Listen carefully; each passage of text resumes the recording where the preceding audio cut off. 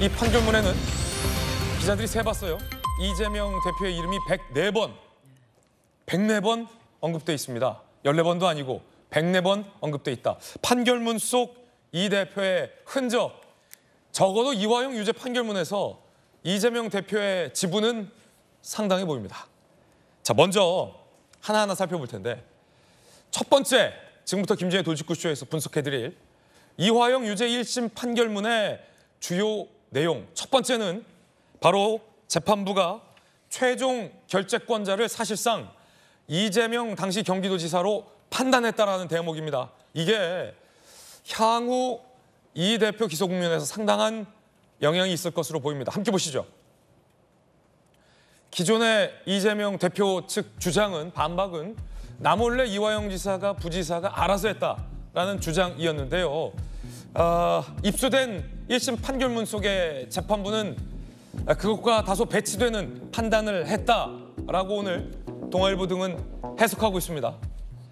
경기도지사 이재명이 이화영에게 적극적이고 주도적인 대북정책 추진 역할을 기대했다라고 판시가 돼 있고요. 방북을 추진한 동기, 이 대표의 관여 정황 등 이 대표가 104번 언급이 돼 있습니다. 이 대표에 대해서 제3자 뇌물 혐의 등으로 기소 혹은 재판 국면이 이어질 때에 상당한 증거가 될 전망이다. 검찰 쪽에서는 이런 얘기가 나오고 있습니다. 최종 결재권자는 이 대표로 판단했다라는 겁니다. 특히나 이재명 대표와 2차례 통화했다라는 김성태 등의 진술을 재판부는 사실로 인정했습니다.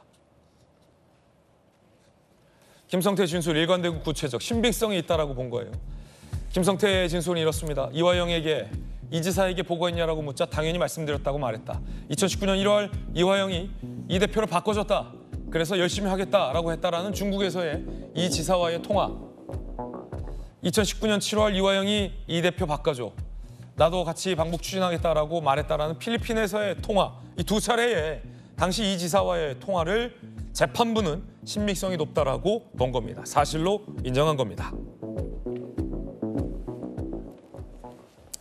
25년 판사 경력 출신의 전주혜 의원님 어떻게 보십니까? 특히나 이 대표에게 최종 결재권자였다라고 판단한 1심 판결문의 이 논리를 보면 상당히 경기도가 의혹을 갖고 이 지사의 방북을 추진했었고, 김성태가 이화영을 통해서 북한에 상당수의 방북 비용을 건넨 시점 전후로 경기도가 더욱더 활기차게 당시 이 지사의 방북을 요청하는 공문을 주고받았다라는 내용들도 이게 김성태가 돈을 대납한 것과 무관치 않다. 상당히 연관돼 보인다라고 재판부가 판단했다라는 조간신문들의 보도들인데, 판사 출신으로서 어떻게 보십니까?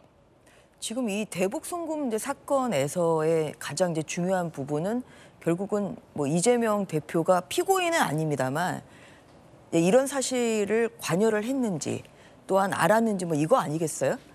그런데 대북 방문, 그러니까 북한 방문을 하는 주체는 이재명 당시 경기도지사잖아요. 본인이 가는 이런 북한 방문에 대해서 관련 비용이 300만 달러가 지금 대납이 됐다는 거라, 그렇기 때문에 이 판결에 104번이나 이재명 대표가 언급이 됐다는 것은 이제 그만큼 뗄래야 뗄 수 없는 그런 관계이라는 것을 방증하는 것이라고 생각합니다. 네, 그리고 또 방북을 하는 주체가 경기도지사일 뿐만 아니라 방북을 해야 하는 구체적 동기가 있죠.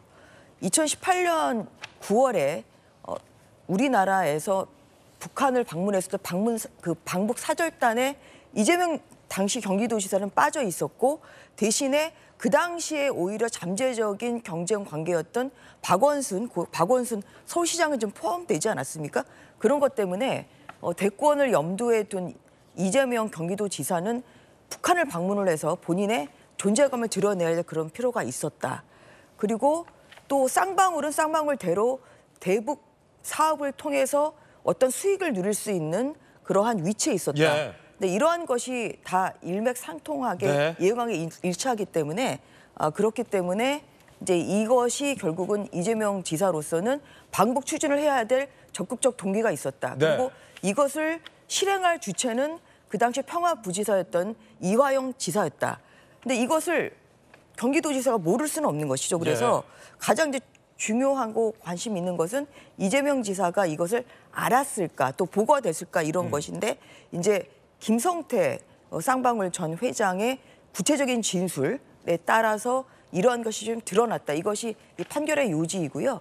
이것에 따르면은 결국은 이재명 지금 당대표는 기소를 피할 수는 좀 없는 상태죠. 그래서 이러한 것이 굉장히 중요한 내용이 앞으로 기소 그 공소장에도 또 포함이 될 것이고 앞으로 재판에서도 큰 저는 결정적인 증거가 될 거라고 생각합니다. 판사 출신의 전주 의원께서 보시기에는 이재명 대표 측은 그간 이화영 부지사가 나한테 보고 없이 김성태와 벌인 짓이다라는 진술을 해온 것과 배치되는 이번 1심 판결문 법원의 판단, 그러니까 이재명 지사가 이화영 부지사를 통해 방북 사업을 주도하기를 기대했다. 그리고 김성태가 이재명 당시 지사와 통화를 했던 것에 대한 신빙성을 인정한 것이 간단치는 않아 보인다라는 의견 주고 있습니다.